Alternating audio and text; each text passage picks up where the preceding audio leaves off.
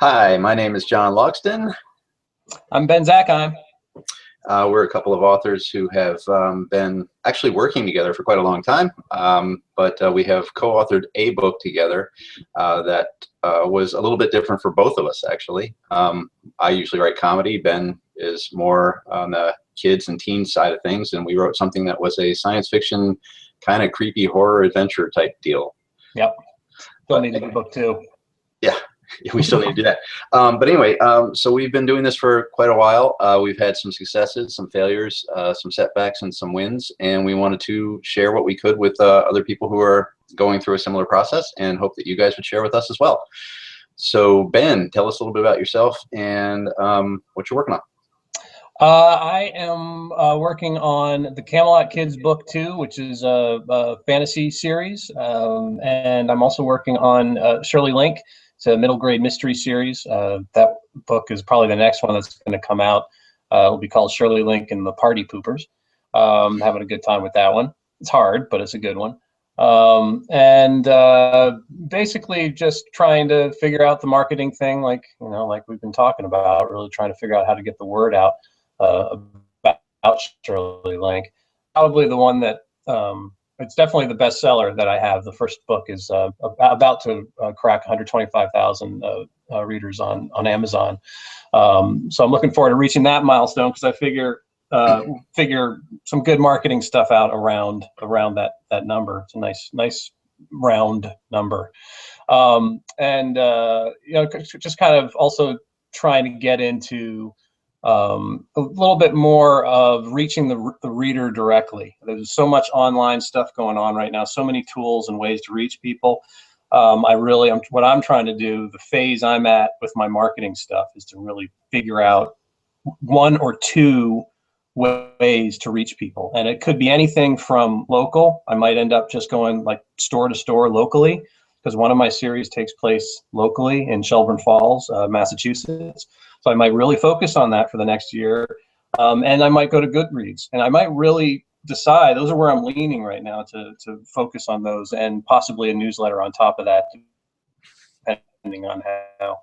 I feel like that kind of wraps up. I got 2 series that I'm working on, a third one in the works, but I'm also trying to figure out where to sell them and where to find the audience for them. So I think I'm in the same boat, certainly as you, and probably as a lot of people that are watching. So what about yourself? What are you working on? So I work on a number of series. The 2 primary ones are science fiction comedy, which is called Platoon F, which currently has 5 books out, and a pentology, which is just a bundle of those 5 books. And they're actually episodic, so they run about 100 pages a piece. So arguably, the pentology you could consider the size of a novel, a little bit of a large novel, but still. But they were intended to be episodic. And then the second series is called The Tales from the Land of Nononikin, and that is a fantasy comedy series, which is based in the land of Ononikin, which is kind of an odd world. But anyway, and again, both comedy. I've also written in other series, Queen Arthur, for example, where Arthur is a crossdresser, so that's kind of fun. And then, and I've written, let's see, The Lassiter Files, and also the Intergalactic Research Bureau, which is a science fiction comedy based in space on a flotilla that is a huge corporate entity. Anyway, currently working on Warped Conduit, which is the 6th book in the Platoon F series, and it's a full novel this time. It won't be 100 pages. It's shaping up to be over 60,000 words. So about 70% through that. As Ben said, I'm going through the same thing, pretty much all authors are, independent authors, and that is trying to find the audience and so on. I've had some recent huge successes, actually, recently, regarding newsletters and so on. That is where I'm focused right now, on building subscriber base, because I think that otherwise you're just looking at a short tail business model. You need to find something that's going to last a long time. In order to do that, in my opinion, you need to have a very strong base of customers who really understand what you're doing and really like what you're doing, and want to talk about you and want to talk to you. And I think both of those are equally important. So you're basically saying that my local idea is a piece of crap. Actually, I'm saying just I'm not saying that. There's a couple of people who have done wonderfully doing that. Well, exactly what you're talking about. Yeah. And what's interesting is if you can really drive that interest. I mean, I don't know where it is you're talking about. So if you have a town of 25 people, you're probably doing yourself. But if it's like 2.5 million people, it can be very, very lucrative indeed. Yeah, that's true. That's true. Well, I mean, we could talk about the tactics a little bit later. I think next episode is where we're really gonna dive into things. But do you want to? How long have you been writing? I've been writing since I was a kid. I tried to write serious science fiction after reading Isaac Asimov stuff, The Robots of Dawn. Just Oh yeah. Like, wow. Yeah, and same then, here. but it always digressed into comedy for me. I couldn't stop. I did write a book in 2003. Well, I got 300 pages into a serious fantasy book, and it just didn't flow. So it didn't go well.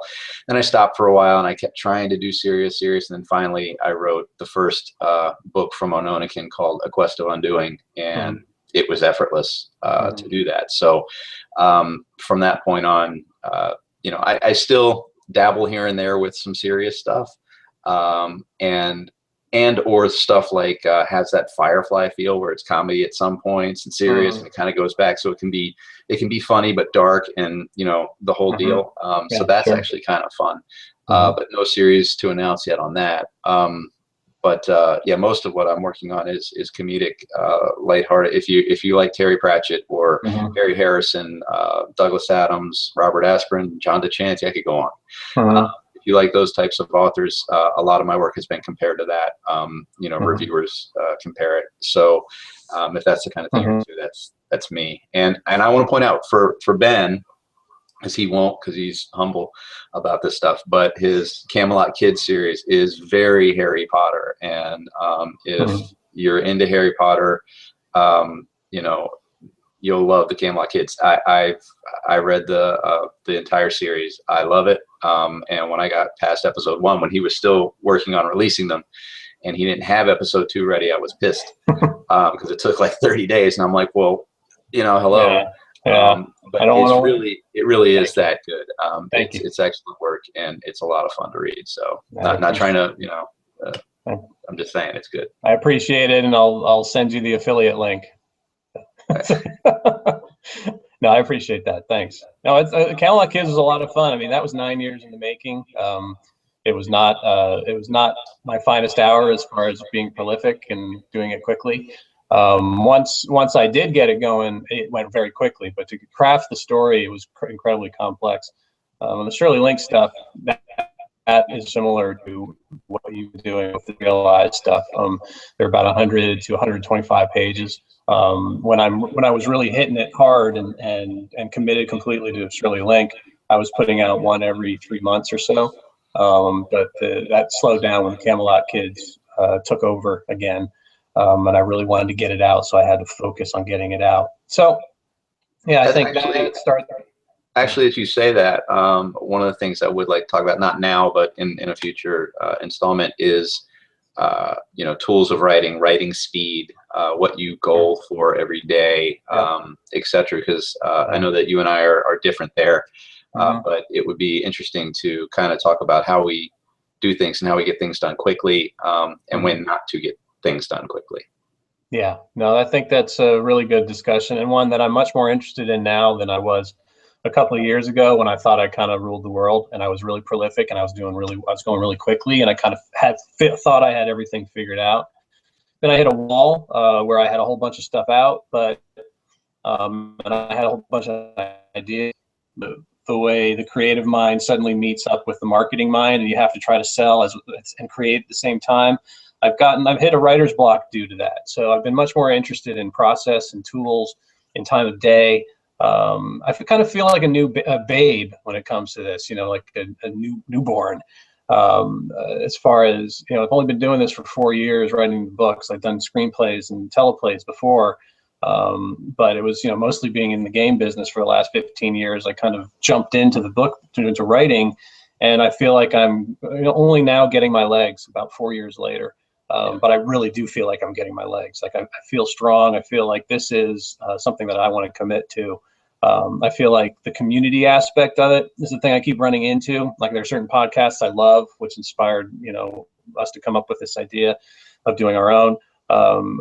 There's the board, Facebook boards. There's a whole bunch of places where the community of it, the connecting with people, is so much more important to me now, and it's going to help.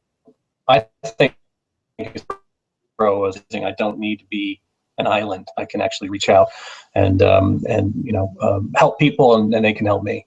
Yeah, and actually, again, something that we should probably talk even more in depth about in the future is how to, why you want to get involved in the communities. What's it going to do for you? How's it going to help you?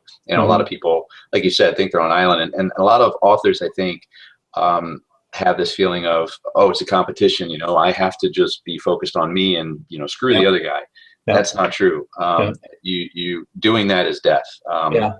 You really need to embrace working with other authors, not necessarily writing with them, but helping each other. I mean, that's kind of key to things. I agree.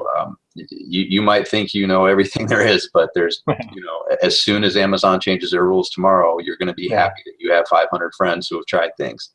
And they're helping you out, because that's how we all help to keep each other afloat. So anyway, so a serious question for you. Why the sunglasses? I lost my prescription glasses, and I can't find them. So it's either these. Either I wear these today, or I don't see you at all, and I don't know when you're joking, so I won't see that smile on your face. So yeah, I'm blind without them. So sorry. I'm not trying to look cool. Like an artiste, especially with that hair, not because I'm a little jealous of the hair, I might add. But yeah, you look like an artiste, Yeah, no artiste, not at all. All right. Well, cool. So let's wrap up this one, and then we'll start on coming up with an agenda for what we're going to do next. And I think the next thing we're going to talk about is newsletters and Twitter or something like that. So we'll hop onto that next, and we'll see you then. Yeah. Bye.